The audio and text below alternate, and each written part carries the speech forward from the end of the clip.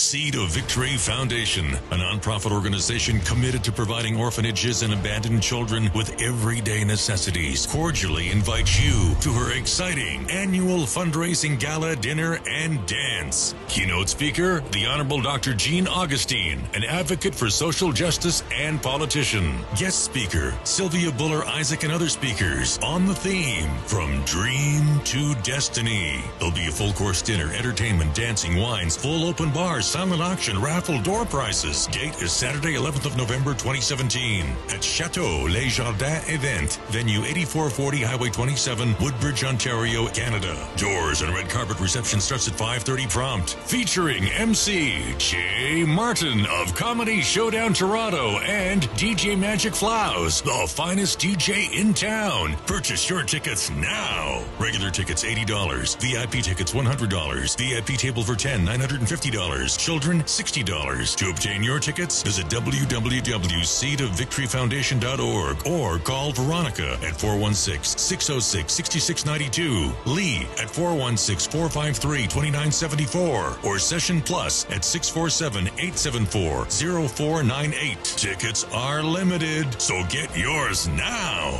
Giving is not just about making a donation, it's about making a difference. A portion of ticket sales will be donated to an orphanage in Toronto. Visit www.seedofvictoryfoundation.org for more details. Welcome. Tonight and throughout this series, we meet some of the extraordinary women and men who have shaped our country's unique character. Perhaps no country has been as successful in finding its strength through cooperation and its identity through acceptance and respect. For generations, we've come together, bridging cultures and communities to seek a more hopeful future for all. That is not to say Canada's history is perfect. It's not. There are dark chapters in our past that we have only begun to confront. But today, we recognize the responsibilities inherited from past generations and entrusted to us by future ones. We know our success is built upon decades of hard work and rooted in Canada's diversity. And we know that a strong, prosperous nation can be as united as it is diverse. I hope that, like me, you'll be inspired by these heroic Canadians so that together we can write the next chapter in the great Canadian story. We are explorers, risk takers, and dreamers, fighting the odds in a land of extremes. Across a vast continent, we build a nation. Truly strong and free.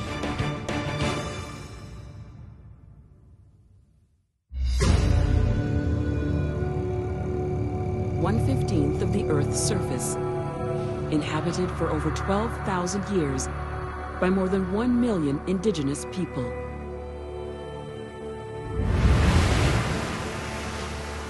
A land bordered by 240,000 kilometers of shoreline. The longest in the world. Majestic forests yield over 1 trillion trees. 2 million rivers and hundreds of thousands of lakes. More than 20% of the world's fresh water.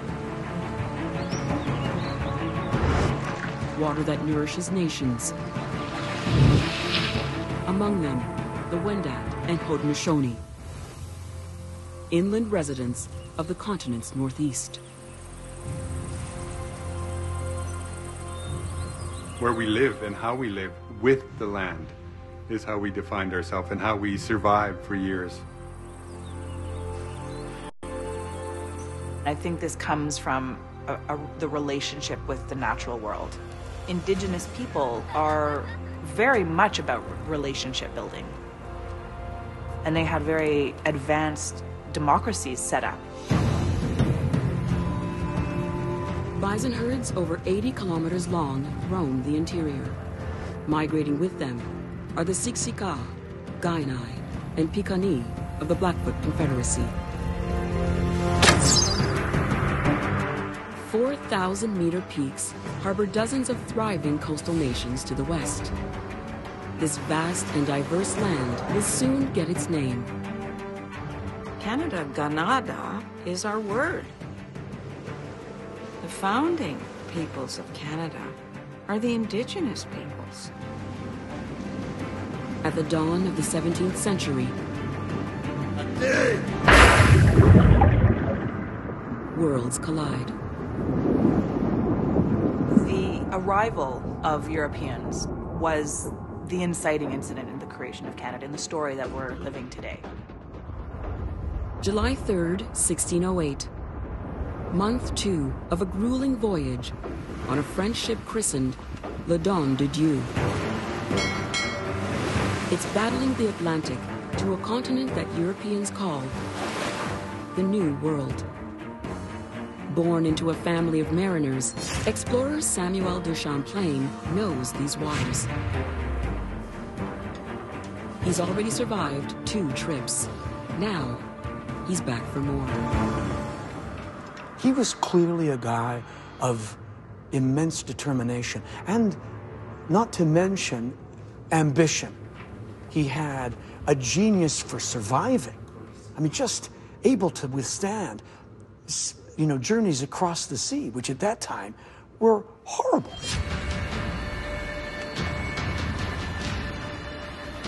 Champlain has petitioned the King of France and been entrusted with a mission: to create a permanent trade settlement and found a nation. New France. Since Columbus crossed the Atlantic a century earlier, merchants have made hundreds of trips to trade with indigenous nations for fur and fish. But Europeans hunger for more. Europe at the time had been denuded of its forests, of its animals. It was exactly what Europe needed in terms of economic development and moving forward. And so Champlain knew that. Other Europeans have come and gone. Champlain wants to stay, driven by dreams of prosperity and a new start. Champlain saw the possibilities of a new world, not just the possibilities of timber and furs. But he was saying, we could make a whole new place here. Champlain selects a lush and sheltered site. What is now Quebec City. The powerful Innu and Wendat nations are skilled fur traders who dominate the region.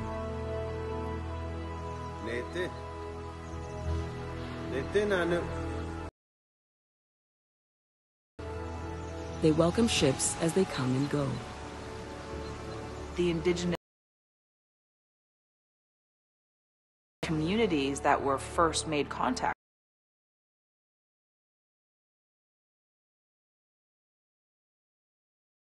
Rolled out the red carpet.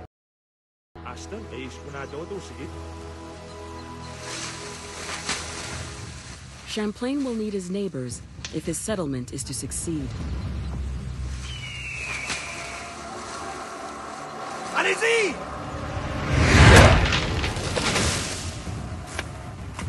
But first, he has to build a shelter for his 27 men. In 3 months, winter will come. Temperatures will plummet to almost 40 below, trapping the Frenchmen till spring. These must have been immensely resourceful, determined, gritty human beings. And in terms of their physical ability and capability and survivability, nothing like the wussiness of our age. Ival, Natel, au travail. Relentless, Champlain pushes his men hard. He knows if his settlement is successful, New France could dominate the lucrative fur trade with the Old World. A dream every rival European nation would like to crush. One of Champlain's 27 men is already in the pocket of a competing trader. And tonight, he's recruiting. Moi, j'en ai assez. Qu'est-ce qu'on va faire? On va révolter. Champlain doit mourir. Demain. Êtes-vous avec moi? Locksmith Jean Duval is the linchpin of an assassination plot.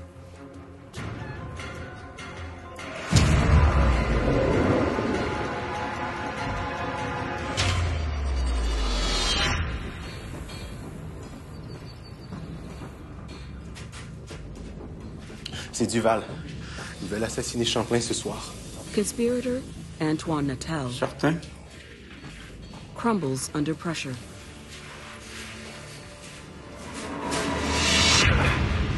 If Champlain shows weakness, he will lose the confidence of his men. He acts decisively, charging Duval with treason.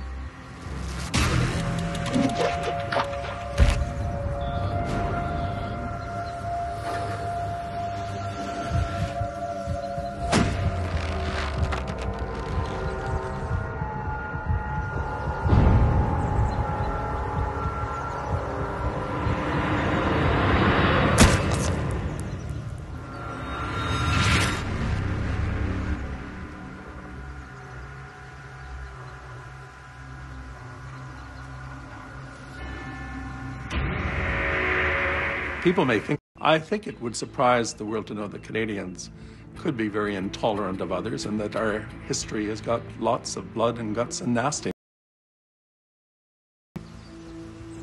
But Champlain also shows mercy. He pardons the rest of the conspirators and secures their loyalty.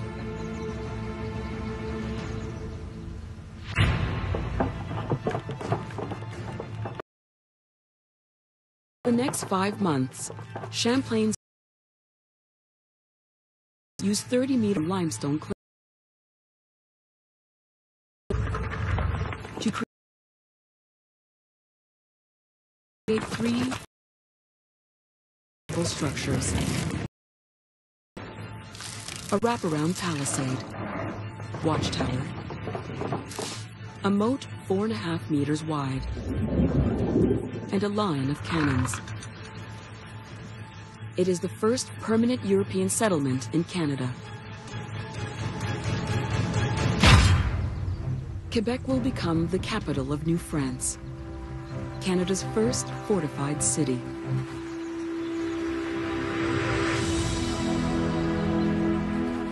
There's a level of courage that could only come from this fierce belief that this is going to work.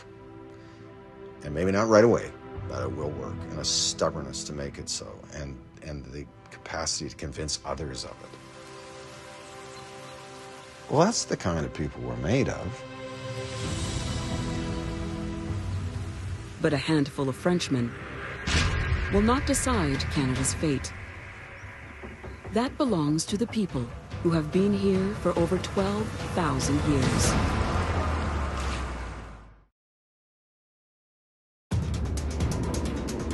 December 1608. Winter has come to New France with a vengeance.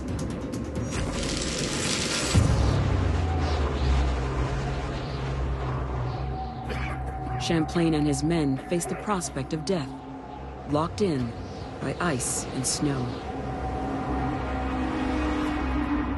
Freezing cold and severely malnourished.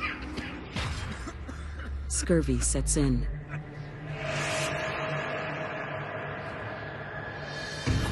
Nature, of course, is the dilemma of Canada. The weather overwhelmed us, I think, really. And it would overwhelm anyone who lived here.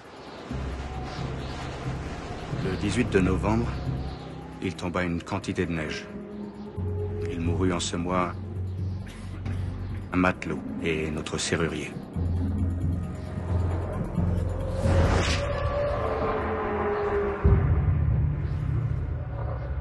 Of the 27 men who crossed the Atlantic with Champlain just 5 months ago, only 7 survived this winter.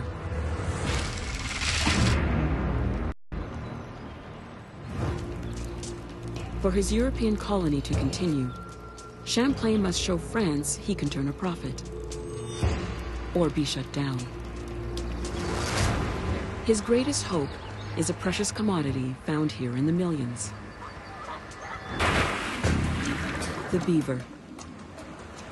35 kilos of thick, fleecy gold.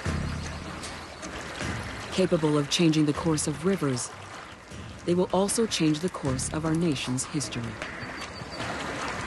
I mean, it's just such an incredible saga to think how they found not spices and glory and gold, but in this kind of crazy little creature that waddled along the road, you know, with a funny tail and a cute face, and suddenly upon that little creature's back would be born the dream of Canada. Beaver pelts have been traded by indigenous nations on the continent for millennia. We traded often amongst ourselves. Commerce was something we knew very well, and how to sustain our economies. The arrival of Europeans begins as an opportunity: access to the global market. The First Nations were partners, but perhaps the dominant partner in that relationship. It was First Nations which controlled the economics, all of those defining features of what was the early beginnings of Canada. June 18th, 1609. Ashistagwan, chief of the Arandenranon Nation of the Wendat Confederacy. Today, he travels to an historic meeting on the shores of Quebec.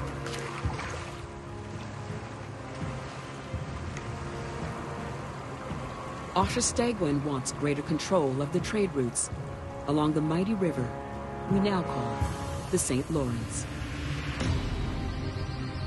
The St. Lawrence was the lifeline between the ocean and eastern Canada to the Great Lakes, which then spread out into all of the canoe routes right across the country to the Rocky Mountains. Chief Ashistagwan and his people live north of the Great Lakes, brokering the fur trade through the east-west routes. To the south, a dominant alliance. A sophisticated democracy that inspires the creators of the U.S. Constitution, the Haudenosaunee Confederacy. They also want access to these global trade routes. Our people reacted like you'd expect. We want to protect our land and our people and our children. And so often we did become involved with these conflicts. Doka, Dagwe Akuk, Dewa Saste.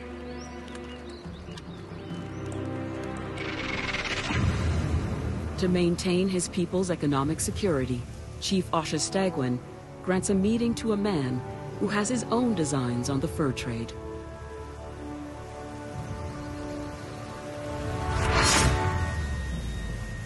Samuel de Champlain. When the French initially came to North America, they came in small numbers. They undertook trade on indigenous terms. Indigenous peoples dominated the relationship and controlled the terms of the relationship. They will strike an historic deal, one that gives Champlain exclusive rights to the Wendat fur trade. In exchange, New France will side with Ashistagwan and his people in their fight against the Haudenosaunee. With a weapon none have seen before. The arquebus. It can't match the accuracy of an arrow, but it can throw a bullet up to 1,000 meters and pierce heavy cavalry armor. 4 weeks later, in what is now upstate New York, the Wendat, alongside the Algonquin and Innu, cross into Haudenosaunee territory.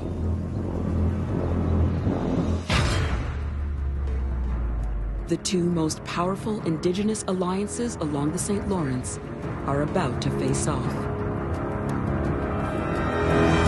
The largest fur trade on Earth is at stake.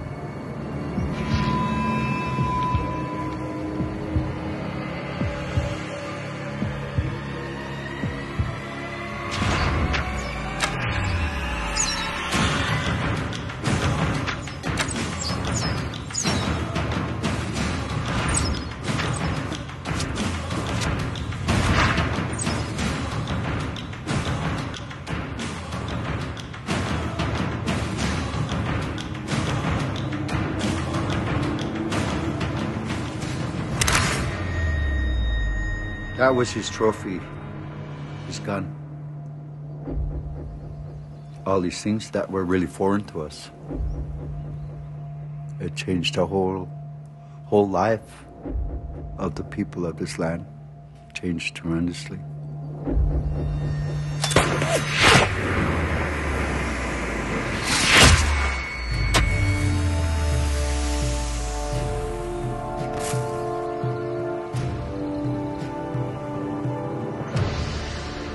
Je couchais mon arquebuse en joue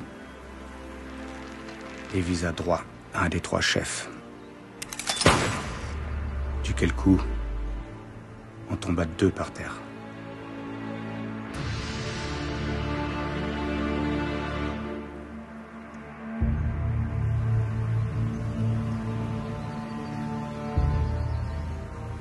So yeah, it made a really negative impact on our people. Could we have controlled it at the time? No. The victory forges a strong bond between the Wendat and New France.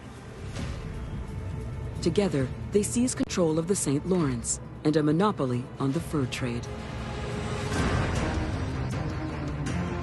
For the next half-century, over 500,000 kilograms of beaver pelts will travel 1,000 kilometers down the St. Lawrence and journey more than 40 days across the Atlantic. Soft beaver fur is easily shaped into stylish hats, which become the rage across Europe. France's economy is booming, all because of a weapon which upsets the balance of power among indigenous nations.